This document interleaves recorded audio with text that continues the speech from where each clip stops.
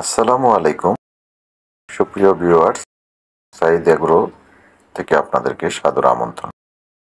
এক ভাই রাফি কমেন্ট করে জানতে চেয়েছেন যে হাঁস তার নিজের পালক নিজে খেয়ে ফেলছে, এক হাঁস অন্য হাঁসের পালক খেয়ে ফেলছে বা টুকরি করছে। এরকম একটা সমস্যায় আমিও পড়েছিলাম আমার খামারে। এক হাঁস আরেক হাঁসের পালক খেয়ে ফেলে।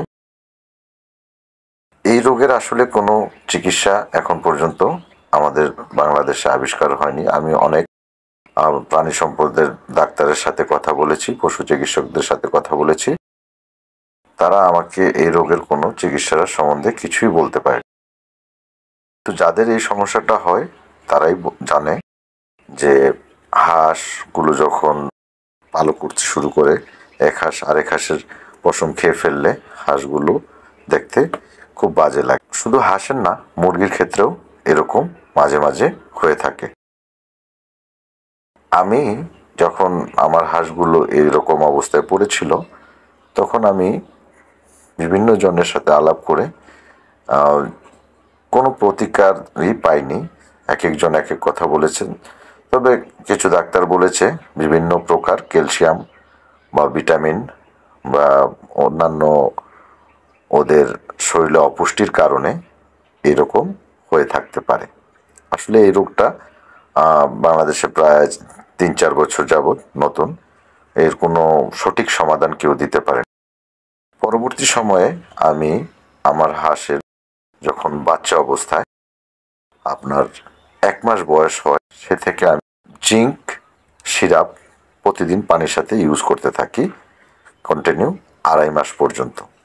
প্রতিদিন পানির সাথে আমি মিশিয়ে জিঙ্ক খাওয়ানো শুরু করি।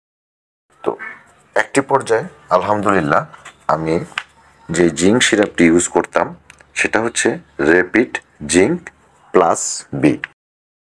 এই সিরাপটি ইউজ করার পরে পরবর্তী বেচে আমি দেখলাম হাঁসের টুকরিগুলো বন্ধ হয়ে গেছে। তো আমি আশা করি যাদের এরকম সমস্যা তারা আপনারা ক্যালসিয়াম এবং বিভিন্ন প্রকার ভিটামিন ইউজ করতে পারেন, মাল্টিভিটামিন। আর বিশেষ করে আপনারা যদি কন্টিনিউ জিঙ্ক ইউজ করেন, জিঙ্ক আমরা সবাই জানি গবাদি পশু বলেন, হাঁস মুরগি সবার পশম বা পালক গজাতে সহায়তা করে এবং পালকগুলো পশমগুলো খুব সুন্দর থাকে। এছাড়া জিঙ্কের আরও অনেক উপকার আছে। জিঙ্ক খাওয়ালে হাঁসের পায়খানা সবসময় ক্লিয়ার থাকে।